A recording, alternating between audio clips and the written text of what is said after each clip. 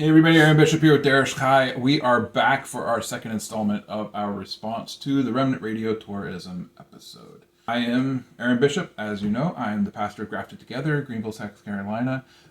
Joining me is Ron Akery. He is one of the elders in our congregation. Howdy. Today we are going to continue on through the Remnant Radio Torahism episode in which they interviewed RL Solberg.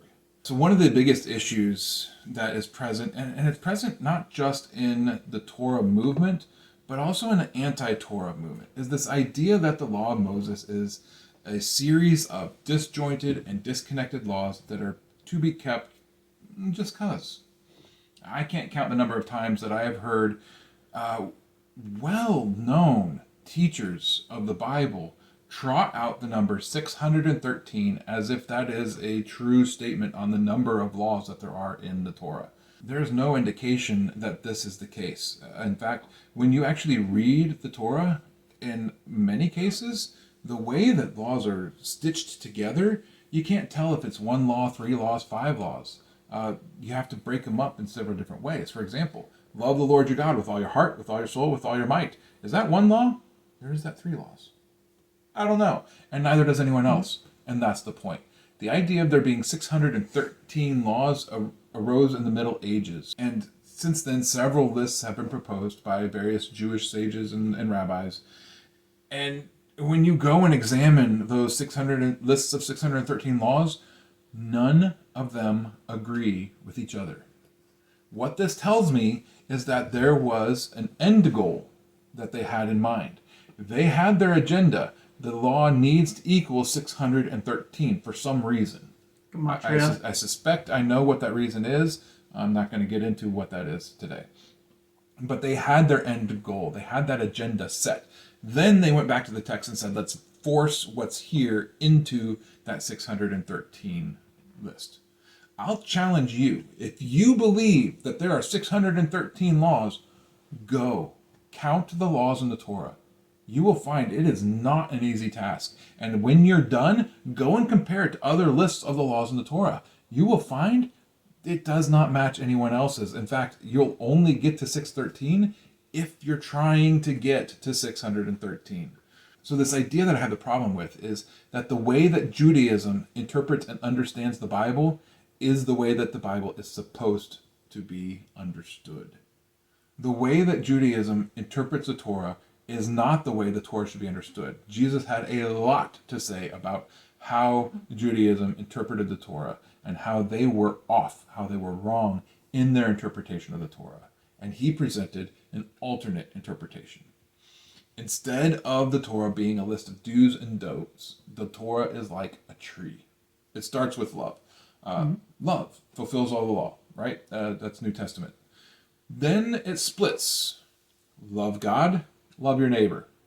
Jesus talked about this. What is the first command, greatest command? Love God, and the second is like it, love your neighbor as yourself. So you have one that splits into 2. Then those 2 split into 10. Various ways to fulfill loving God and loving your neighbors, known as the 10 Commandments. Then those 10 are then extrapolated into a whole host of examples of how to live out these laws.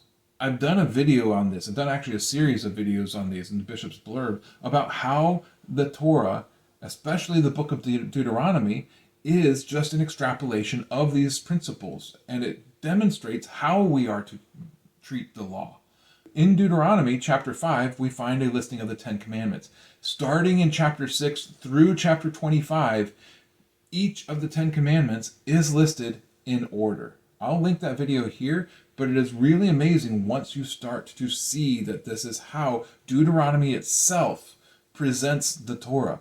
And we can then extrapolate that even further into our own lives and scenarios. Just as Paul does in 1 Corinthians 9, when he uses muzzling an ox to talk about paying people who are working for you, even if they're working in spiritual capacities. It's not oxen that God cares about. It's the principle that underlies the giving of that law of do not muzzle an ox while it treads out the grain. It's that principle that is the important part of the Torah, not the specifics. And so when we look at the Torah and we focus on the specifics, we're going to miss the underlying principles that are what the Torah is trying to teach us. And also, I mean, you also go into, like, you do have the bishop blurbs on it, but you also did the series through Deuteronomy that gets, like, really detailed into it. Right, so that is on the podcast. You won't find that particular part of the podcast on YouTube just yet. We're still finishing up the book of Leviticus, and then we've got a book of Numbers to go through before we get into the book of Deuteronomy on the YouTube channel. However, if you go to my website, seeklifesc.com or dereshchai.com, there is a podcast link there. You can subscribe to the podcast. You can look it up on any major podcast app other than like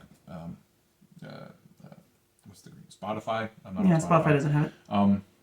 But you can find the podcast there, and you could subscribe, and you can listen to hours of teaching that I have done through the Torah, including the book of Deuteronomy. If you want to see this laid out in great detail, go to the podcast and you can listen to all of the teachings in Deuteronomy, and I suspect it'll blow your mind, because it blew my mind when I saw it. Oh yeah, helped me clarify a lot of details and how these things connect. Because I was definitely viewing it from a more like when you Google what is the law, you come across all the Chabad and the Jewish stuff where it's like 613, and I was like, okay, sure, it sounds good to me. And then started doing a deep dive into Deuteronomy, and I was like, oh, wow, yeah, no. Yeah, and so it's not that. Also, before we begin, I just want to make very clear, we love the Remnant Radio. We love those guys.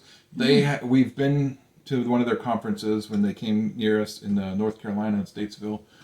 We have seen their teachings and their influence working in our lives. We've listened to hours of their podcasts and read many of the books that they've recommended. But the standards that they're using to defend continuationism, when it comes to this topic of Torah observance, those standards seem to fall by the wayside. We see traditions getting upheld as facts over God's commands. We see verses getting stripped of context in order to prove a preconceived conclusion.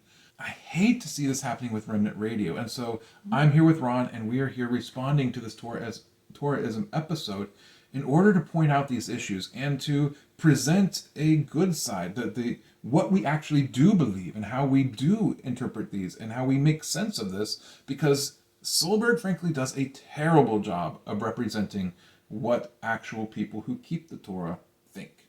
So, you ready for it? I'm ready. Let's get into it. We're going to start around 9:55 and go through 10:40. A question is asked here, and he doesn't really get to an answer. But we're going to go ahead and listen to this question. I'm going to respond to the question because there's something revealed within the question that is rather concerning. Well, let's maybe try to give the best position of those who we would classify as Torahists, maybe, not to be confused with tourists, but those who are going through and saying all of these Mosaic laws, like if your brother has a wife and she or he dies, you should remarry her. I mean, that's like Mosaic law. Right. It would include some kind of polygamous sorts of acts. So all of the Mosaic laws, all of it being included and being kind of imported into the Christian faith, from the way that you cut your hair, not allowing there to be sideburns rolling down your face. If you shave off the sideburns, maybe I should say, eating shellfish, those kinds of things. All of those things should be observant to Christians. The Torahist would say. All right, we're going to stop there. So the question that he just posed demonstrates what I was just talking about. The way that Josh states this question shows that Josh believes the Torah to simply be a series of line items that are to be checked off. He believes that the way that modern Judaism practices these laws is the proper way to interpret them. And I disagree, and Jesus would disagree. For example, he brings up levirate marriage. This is the practice of a man marrying his brother's widow if there is no heir for the brother. Now, one issue with bringing this one up is later in the episode, they're going to say the moral law existed before the Torah was given. Well, guess what? Judah practices levirate marriage back in Genesis. Are they going to say that levirate marriage is a moral command because it predates the Torah? Probably not. Probably not. So they're not really consistent on that standard. Regardless, when we look at this command from the letter of the law, we miss that underlying principle that is really being expounded upon here. So when we understand the Deuteronomy is an extrapolation of the Ten Commandments, when we get to chapter 25, which is where we find this command of Deuteronomy, we find that this command is a subset or an extrapolation of do not covet your neighbor's wife, his donkey, his house, etc. Now, I would say that the principle that the law is intending to teach still applies today, because we have to recognize the Bible was not written to us. It was written for us. And that is a distinction that is extremely important, because the law being written to a certain people means it's being written to their historical context. It's being written to their civilization. It's being written to their way of understanding things. So in the ancient Near East, when we go back and we look at it historically, a single woman had no options for supporting herself. Her options were destitution or prostitution. That was it. That's all a woman had. The only protection she had from the world outside her as a single woman. The way that a woman was protected was through her husband or through her children. And so it was important for a woman to have either husband or children after she married. Because if she didn't, then she became just one of those floating people out there who had no options other than prostitution or destitution. Add to this, when a woman married in the ancient Near East, she would leave her family and she would be joined to her husband's family. She became a member of their family. Then if the wife did not provide offspring for her husband, she became shameful, and often the husband's family would then cast this woman out because she had shamed their brother. So this law, it does several things for women. It makes it clear your brother's wife is your family, even if your brother's no longer alive. You can't cast her out. You can't throw her out simply because she was unable to produce an heir for your brother. Okay? Second, it demonstrates you need to care for her and provide for her until she can be cared for through other means. In this scenario, that other means is a son. Someone to live on in her husband's name, to build up her husband's name, and to take care of their mother as he grows into manhood. The point of this law is not go sleep with your brother's widow. That was just the way that the principle was being accomplished in a society in which that was acceptable. The principle of the Torah here is care for your brother's widow as if she were your own wife. Not make her your wife, care for her as if she were your own wife. So yes, the law on this does still apply, even though some specifics of the law may not.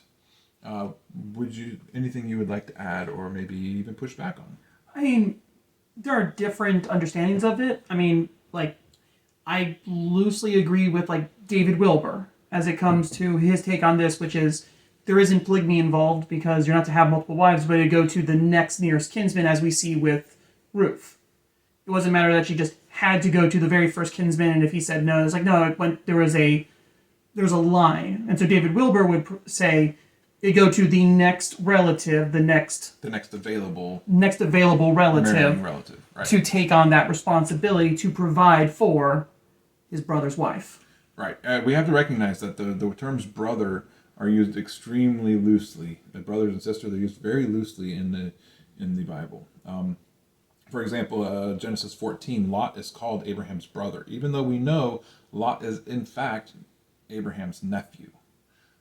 So this idea of brother being used to describe someone doesn't mean blood brother as we conceptualize it here in the West. Mm-hmm. So brother can mean anyone who is of the same family.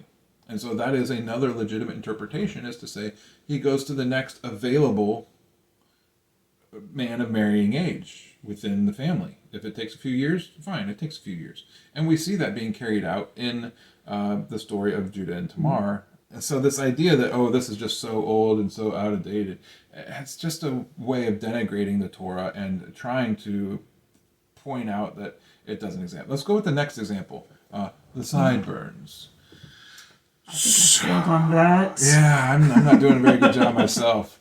So the way that Josh presents this question demonstrates that he believes that the Jewish understanding of how to apply Leviticus 19:27 through 28 is extremely legalistic.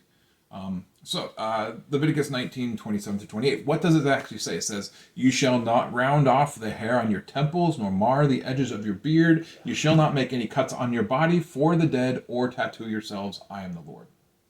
Now, there is a clause in verse 28 that each of these things relates to, and that is the clause "for the dead." Again, ancient Near East context. We have to look at the historical context. When a person who was close to another person would die in the ancient Near East, it was not uncommon for men to rip their clothes, to rip their beards out of their face, to rip the hair off of their head as a sign of mourning, to inflict pain upon themselves, to demonstrate this outwardly the pain that they're feeling inside for the death of the one who has passed. That sort of action is what's being forbidden here, not the cutting of sideburns. It's almost like Jesus saying, "Let the dead bury their dead." Those who are dead, yeah, there's no hope in them. And so when someone dies, that pain inside of them, it has to come out. And that ripping of the sideburns and the beard is a sign of that pain coming out, because they have no hope. But we can know that this is related to the "for the dead," because we see this command repeated in a couple other places. Deuteronomy 14:1 says, "You are the sons of the Lord your God. You shall not cut yourselves or make any baldness on your foreheads for the dead." Or in Leviticus 21:5, dealing specifically with priests, we see the same idea repeated in connection to the priests not making themselves unclean through their proximity to the dead. Every time that this command is given, it is given in association with "for the dead." To rip it out of context and say that it means that men have to grow these long loopy things on the side of their heads and that they can't shave their sideburns, or that they must shave their sideburns, I'm not sure which one he was getting at, is a complete it's a complete travesty, unfortunately.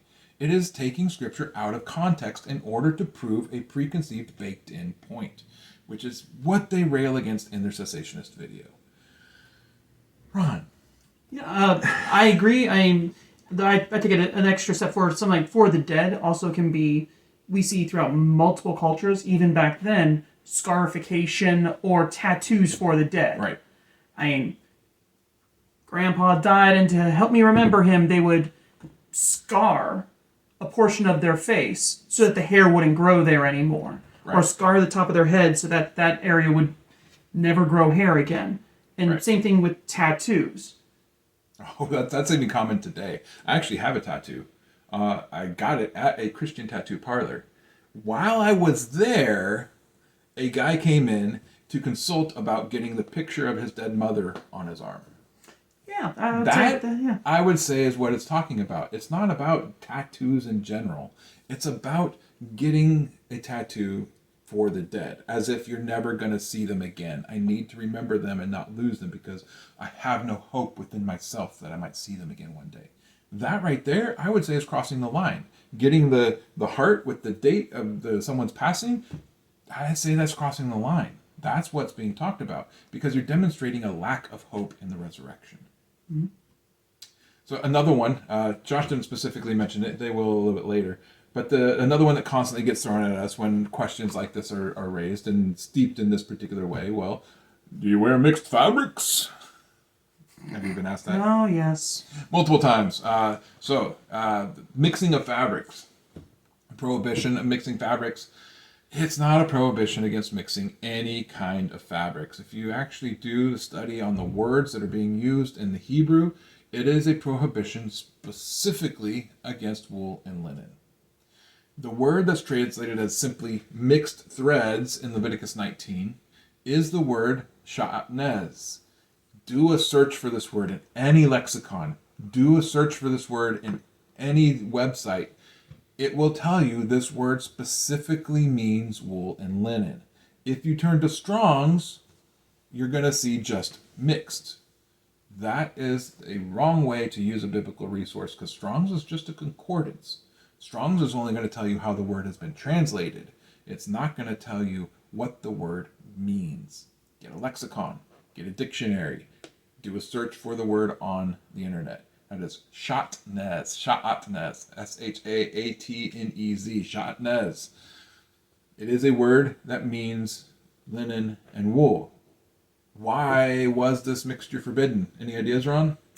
Tabernacle and the priesthood. Tabernacle and the priesthood. This wasn't a complete moratorium. The tabernacle was made out of this sort of mixed thread. The priesthood, every priest wore this sort of mixed thread. The high priest, he wore it on the garment that covered him, and the regular priests, they wore it on the girdle that went around their waist. Guess what? It's even been theorized, and there's significant amount of evidence that the tassels that were commanded were made of a mixture of wool and linen. The tassels that were attached to their garments. It's a symbol of holiness, which is why they're told not to make it common, because it is something that is reserved for holy purposes. Very similar to the holy anointing oil or the incense that were being forbidden to be made. Same way, don't mix this particular thread. It's something that's reserved for worship. It's something that's reserved for God's use. It's not talking about a cotton poly blend, okay? That's just completely, again, to rip it out of context, to not do any study on it, to just take it on face value in the English and say, oh, those silly Hebrews, those silly Jews, oh, they don't know what they're talking about. They're so old and outdated. So the simple fact that Josh quotes these particular commands out of context, that's concerning to me, because context is important to any discussion on the scripture. And they haven't done their homework on what the context of these commands is. And that's concerning, because they're teaching on these subjects. They need to actually go and do their research on these subjects. They need to go look at the verses in their context before they begin to make claims like they're asserting here in that particular very poorly presented question. I think it comes back to the same idea we pointed out in the last video about they will, well, basically the same criticism they'll level against cessationist in regards to continuationism is the exact same things they're doing to us as it comes to the Old Testament. Right, and that's one of the things we're hoping to bring to their attention through this video, is that they are presenting a double standard, and it's not so easy for people outside of Torah observance to recognize, but when we're in it, we can so see it. Just like it's not so easy for people who are outside of continuationism to recognize the double standard that's being presented by cessationism. But when you're in continuationism, you recognize that double standard that's being leveled. And so from the inside of Torah observance, we can see this because we're living it day in and day out, and we have done the work to study this out and to find the context and to see what the scripture actually has to say on these topics. So, and I understand that pain because, again, coming cessationist backgrounds, it wasn't until I started listening to their videos that it was like, wait, no, I was told X. And they started going into more details, and they started going into the context, and it's like, whoa, I missed something somewhere. Right. So, yeah, that is a huge concern. So let's go ahead and continue on. This next section, it's just a bit of discussion on nomenclature, but I do want to address it real short. So from 1040 to around, 1055 is the next segment. Or those who would profess Torahism. Should we call them Torahists? That's hard to pronounce. Those who have the position of Torahism. Say it again. Sounds a lot like tourists. It sounds a lot like tourists. I'm going to try to avoid saying it as much as possible. Those who profess Torahism, let's say that. All right, that little discussion there. Oh boy, so they say it sounds a lot like tourism. Yeah, that's not what it's meant to sound like. It's meant to sound like terrorism, which I think is purposeful, because he's trying to make us look as bad as possible. So getting that mental association with terrorism is an easy way to do that. However, I'll admit, there are terrorists within the Torah movement. We call them, what do we call them, Ron? Torah terrorists. Torah terrorists. They do exist. However, there are terrorists in every segment of Christianity. There are terrorists in the Calvinism. That stage cage Calvinist. Yeah, they're terrorists. They're what we would term a terrorist. It's the same thing. You come into Torah and you get into this cage stage where you're trying to come to terms with what your new understanding means and how to apply it, and you're seeing other people who don't understand it and just want to share it with them, and you want to correct them on it. And yeah, it's not good. It's not good. And in our congregation, we do a very I mean, we work hard to stop that from happening. Someone comes to obeying the commands of God, and it's like, okay, now take a step back. Don't run around to all your friends and neighbors and family and try to beat them over the head like this and cudgel them into agreeing with you. right. I'll admit it. I am a former Torah terrorist. I was that way. I actually broke some close relationships through my Torah terrorism. Offended a lot of people, and did some things like calling people sinners. And yeah, I regret it, and I have apologized for it, and I've rebuilt many of those relationships. It is part of many people's growing stage unless they can find someone to corral that in. And that's one of the purposes of our congregation, is to help corral that desire, to give that outlet for someone to express those feelings in a safe space where we can talk it over and counsel them to be a little more forgiving of people. Frankly, I think that anybody, especially like in the Calvinist movement, they should do the same thing with their cage-stage Calvinist brothers. They should pull them aside and counsel them and say, look, don't be going out there and trashing relationships based on this doctrine, because you're only going to regret it later.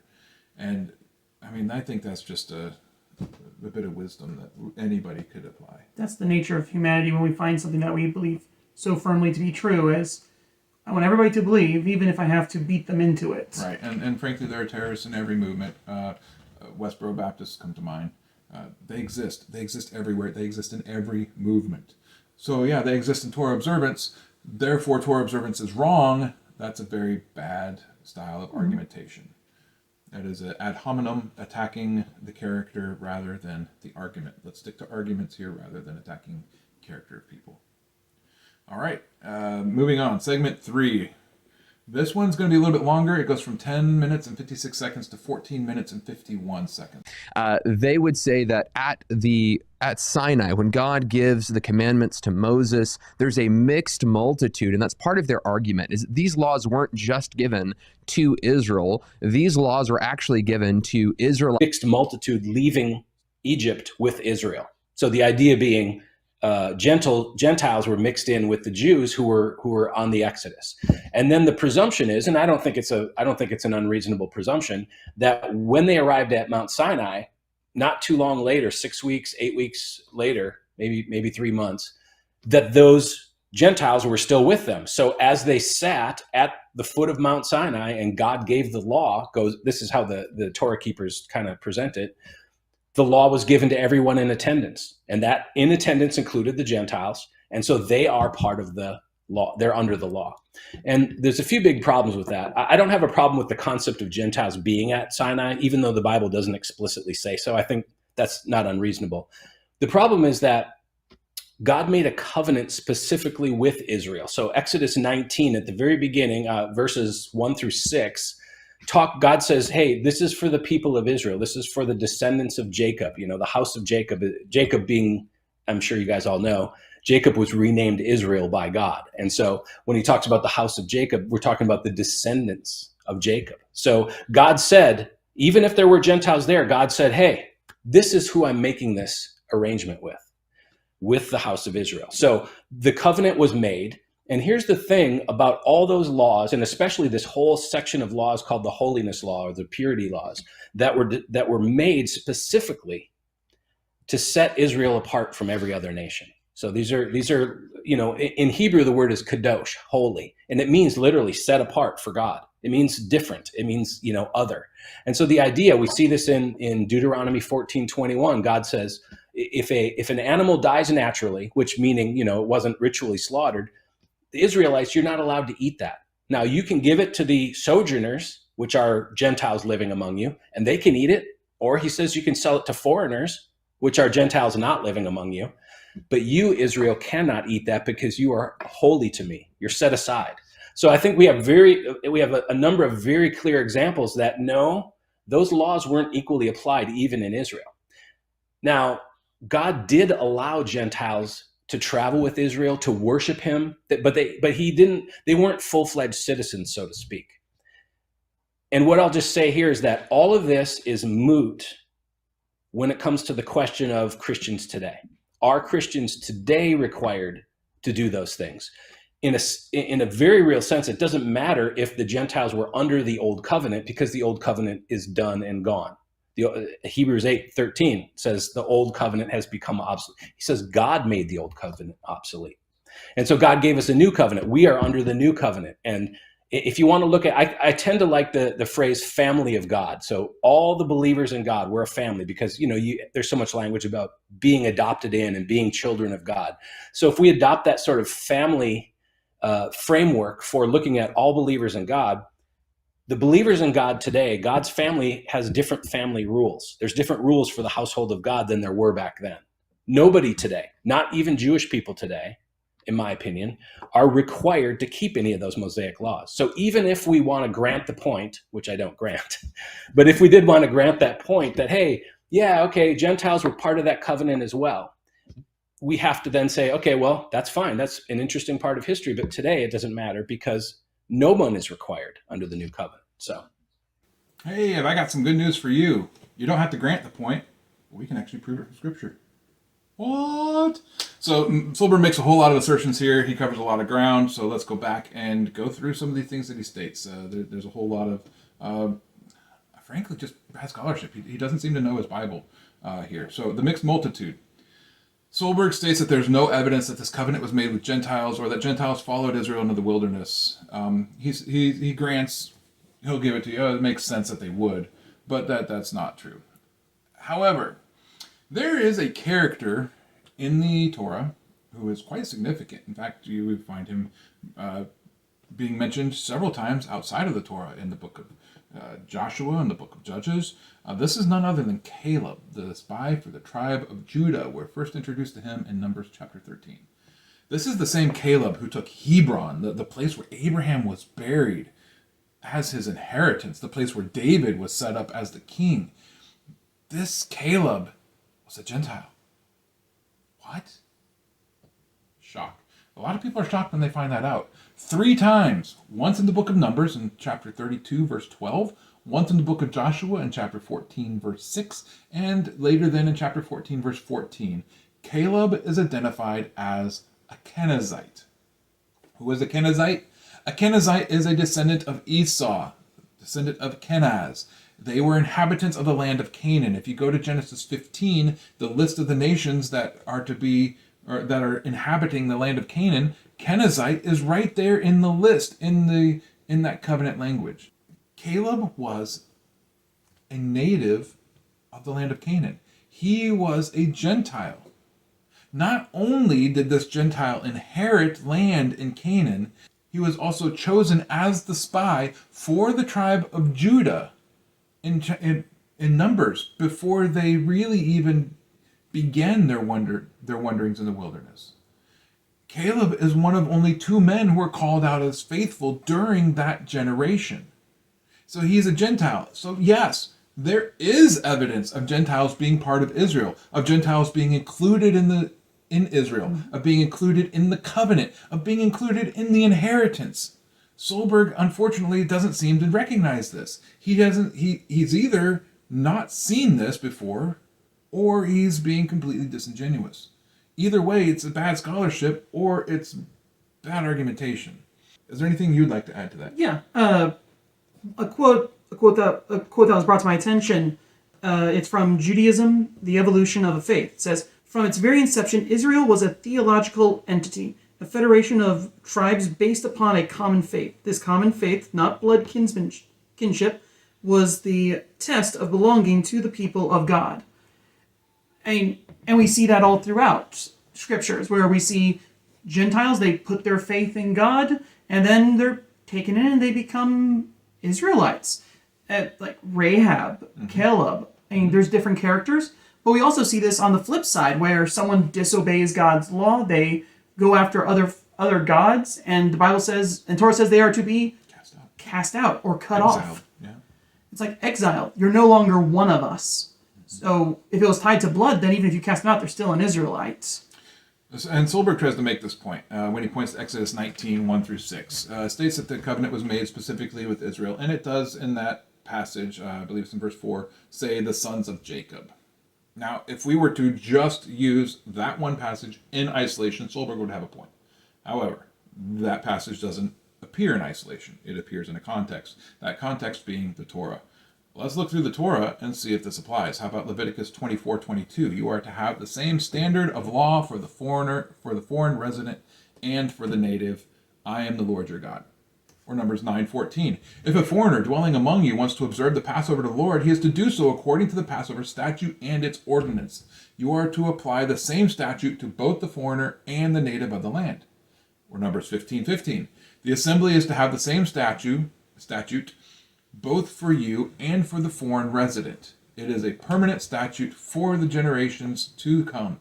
You and the foreigner shall be the same before the Lord. Or Numbers 15:16. The same law and the same ordinance will apply to both to you and to the foreigners residing with you. That's just a small sampling of verses that say that there was a singular law for the native born and the sojourner. Now, there's one exception. People always love to point out the one exception. So that one exception, Solberg points out here, Deuteronomy 14:21. When an animal dies of itself, it is not to be eaten by Israel. It is to be given to the sojourner, the ger, the alien, the resident alien, or it's to be sold to the foreigner, to the person who's not the non-friendly foreigner. And they'll point to this and say, see, there's a different standard within the law, so therefore God is treating people differently. Question: is this a different law than the rest of the Torah? No, that's still the same Torah. Still the same law. Yeah, there are people who've been treated differently within the Torah, but it's still the same Torah. For example, women are treated differently within the Torah than men are. Priests are treated differently within the Torah than everyone else. The poor, right? Widows, orphans. In fact, if you go through the lists where it says that you are to care for the poor, the widow, the orphan, the priest, who else is in that list? Ger. The stranger, the ger. Hebrew word there is ger. It means the friendly foreigner, the sojourner, the one who's living among you but isn't native born of you. So when this law within the Torah, within this one law, is explaining that when this animal dies of itself, how is it to be treated? It's, again, there is a distinction between those who have inheritance, the native born, and those who do not have inheritance, the ger. Now, in the case of the poor, the orphan, the widow, they are native born. They're cared for through other means, family means. The ger, they're not part of Israel. They're not part of the native born structure in Israel, and yet they are to be cared for as well. How is that done? Well, if your animal dies, give it to him to eat. He doesn't have flocks of his own because he doesn't have land of his own. If he gets meat or protein, that meat or protein is coming from something he's purchased. You know what? Let's do something good for the ger. Let's take care of them. Let's give them this animal that's died on itself. It's not inherently unholy. You are holy people, so care for the people in your midst. It's not saying that eating this animal is an act of unholiness, because we'll see earlier in the Torah that if an animal dies of itself and someone in Israel eats of it, guess what? It just makes them unclean. It's not sin. It just makes them unclean. They're supposed to go wash. They're supposed to go wait a night, and then they're clean again. So this idea that this is demonstrating some sort of different standard where different people, there's different standards all throughout the Torah. That's not an issue.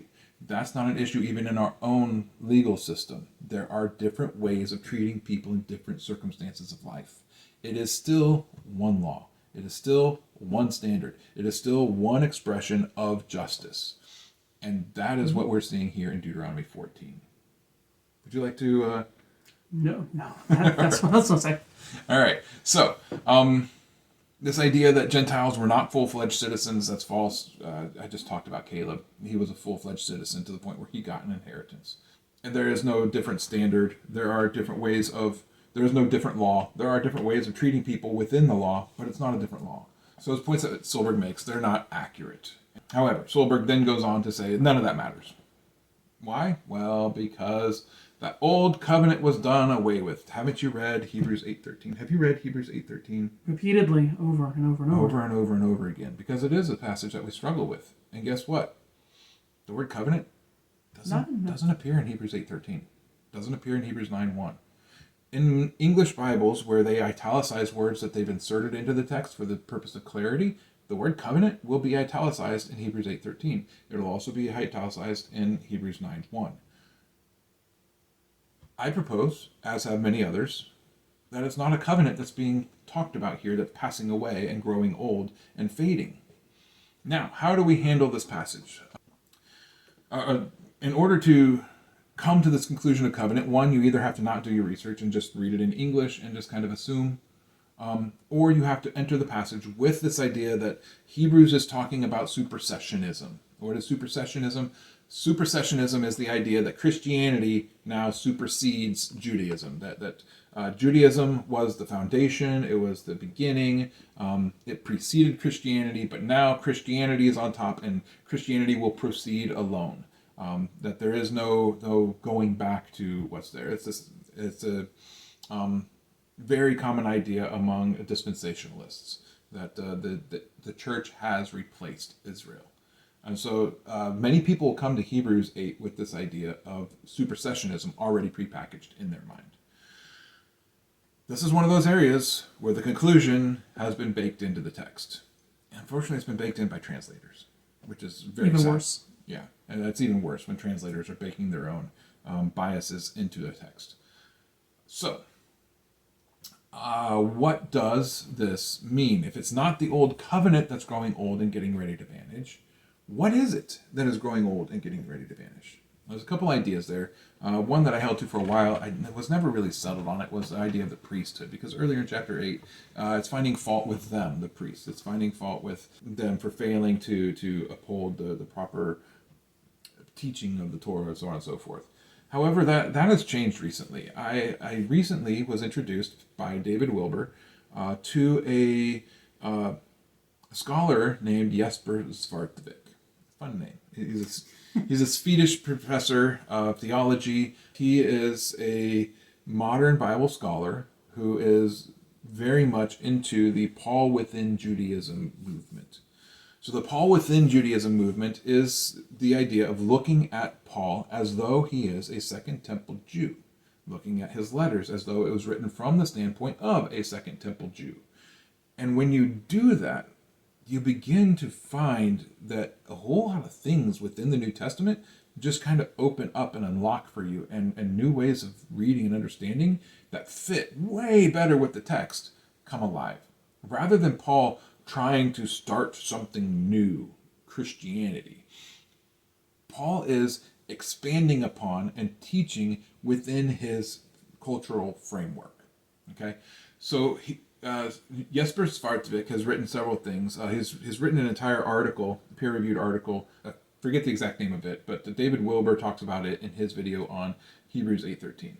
However, I found a short and condensed version of that that's a little more approachable for the layman. And this paper is called "Reading and Preaching Hebrews Without Supersessionism." I'm going to put a link in the description of this paper. You can read it yourself. It's only 7 pages long. It's a great read, and it just might change how you view the book of Hebrews. I, for one, find his interpretation very compelling. So what is that interpretation? Did you read the paper? Actually, I haven't yet. He hasn't yet. I linked it to him just last night, I think it was. Yeah. And he hasn't had a chance to get around to it. So Jesper Svartvik takes the position that the book of Hebrews is eschatological. It's forward-looking to the hope of this new world that we are to have. We recognize this in chapter 1, where it quotes Psalm 102, reflecting on this amazing creation, but this amazing creation will one day wear out. We recognize that in chapters 11 through 13, where the author is pining for the eschatological better country, or that city that is to come, this hope that we have for the future. His way of interpreting this is that the entire book of Hebrews is eschatological in nature. It's not a polemic in the center surrounded by these eschatological statements. It's not creating this argument against this old thing that needs to be done away with, and that we need to then look to this new thing. Instead, it's a comparison between the present world and the world to come, and between the earthly and the heavenly. And if you look at Hebrews 8 in context, you'll find those ideas present in the text, especially in chapter 9. In chapter 9, it gets into a depiction of the tabernacle, which didn't exist in the days of the author of Hebrews. Even if the temple still did stand, the tabernacle didn't. And yet he's pointing to the tabernacle and using it as a sign. He even says the Holy Spirit indicates that the first part of the tent stands for the present age, the age that is passing away, the age that is becoming obsolete. When speaking of this new age, this new covenant, this new thing, this new thing that God's doing in the world that the author hopes for. And we find this sort of language, we find this sort of theology, this idea throughout Paul's writings. We find it throughout the Gospels. We find it throughout the books of John. Throughout the New Testament, there is this eschatological hope that's being given. And if Hebrews is, as I suspect, a sermon that's been kind of turned into an epistle, why wouldn't we expect it to be eschatological as well? Especially when chapters 1, chapters 11 through 13, it is very explicitly eschatological. Why wouldn't we expect the entire thing to be that? Why do we then take out this chunk in the middle and make it this polemic against this old thing that we have to do away with because God did away with it? Instead, we've got this new thing here. Instead, it is this old thing, the earth, is being done away with in order for this new thing that is being accomplished. And we even see that in the way that 8:13 is actually phrased. By speaking of new, I'm going to leave out the word covenant because it doesn't appear in the Greek. By speaking the word new, he makes the first obsolete. And what is becoming obsolete and is growing old and is ready to vanish away. At the time of the authorship of Hebrews, whatever he's talking about has not yet been done away with. If it's talking about the old covenant, then that was done away with Yeshua, according to the way that this idea is being presented here by Solberg. That this old covenant has been done away with, but the text of Hebrews says that this old thing that's becoming obsolete, that is growing old, that is ready to vanish away, it's not gone yet. Mm-hmm. If it's not gone, it cannot be the old covenant in their view. It has to be something else, unless the author of Hebrews wrote before Jesus actually died on the cross, which can't be the case because of what the rest of Hebrews has to say. So this idea that Hebrews 8:13 is about an old covenant that's growing old, well, if it was done on the cross, then it's done. It's not growing old at this point. It's not becoming obsolete. However, what is growing old, what is becoming obsolete, what is getting ready to vanish away, is this present age.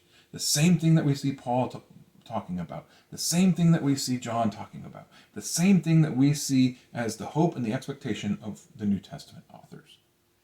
Is there anything you would like to add to that? No, that sounds really good. Okay.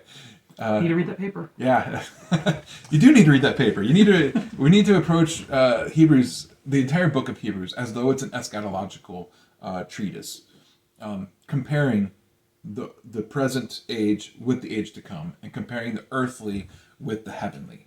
The earthly being failing and falling and going to pass away, and the heavenly being the perfect and the thing that we hope will come and replace this earthly thing.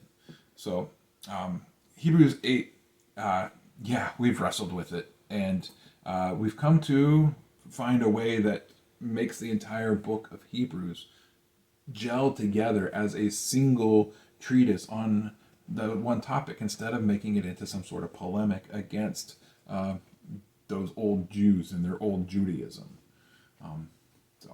All right. We got time for one more? Yeah.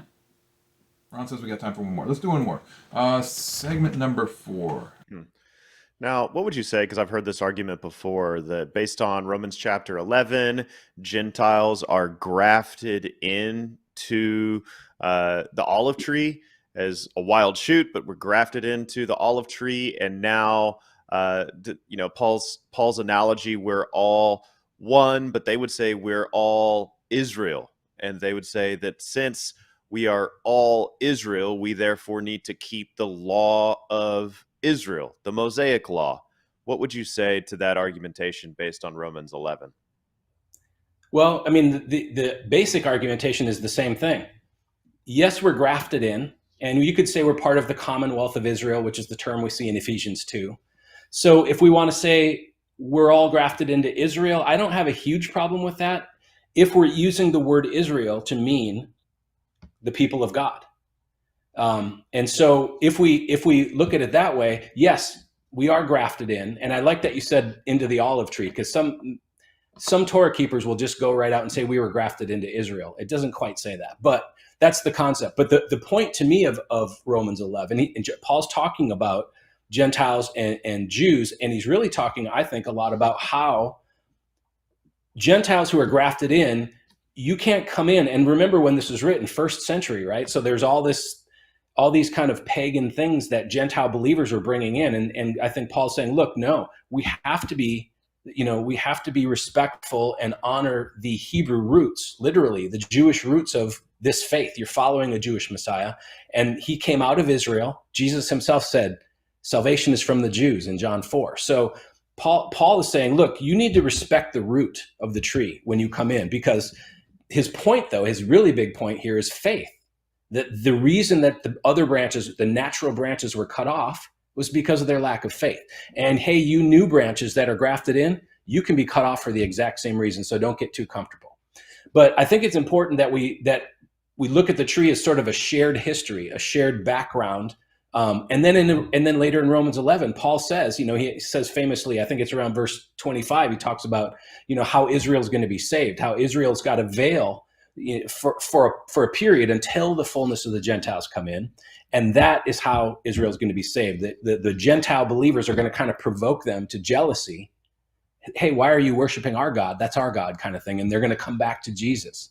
So I love that part. So first of all, it tells us that Israel is going to be saved. It does tell us that we are part of that overarching story going all the way back to Abraham, right? Abraham's the father, as Paul says in Galatians 3. We are the ancestors or the descendants of Abraham if we have faith in Jesus. That's how you're defined now. And so if you say we're grafted into Israel and we are Israel, okay, we're obviously not political Israel. We don't have Israeli passports, but we're grafted into the people of God. And the people of God have a new set of rules than they did under the Mosaic covenant. So the old covenant rules have come to an end. And they weren't thrown out like garbage. They were fulfilled. They achieved their God-ordained purposes. And now we're under a different covenant. Oh, boy.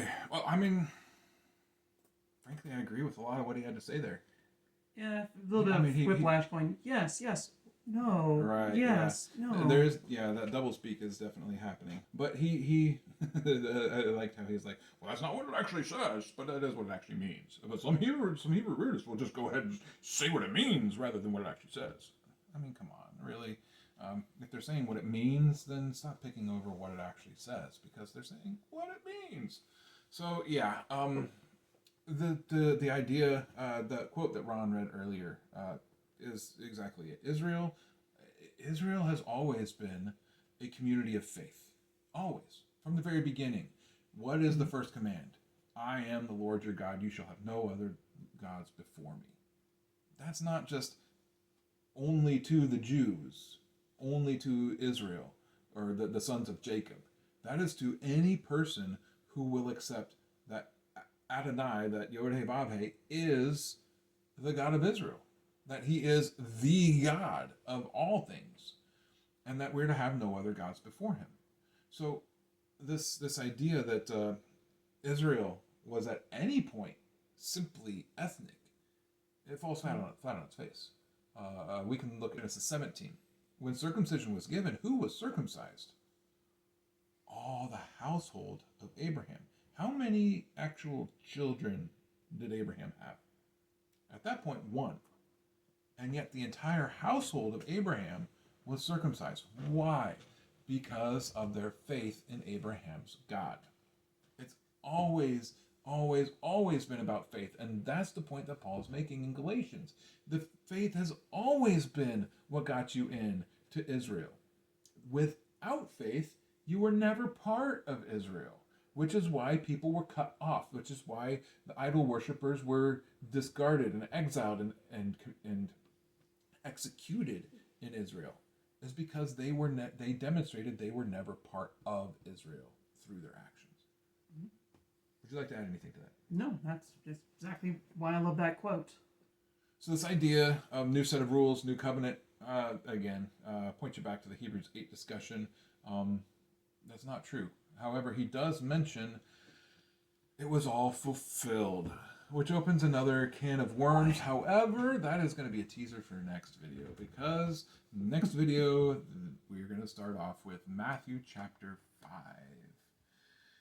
So, look forward to seeing you there. See you then.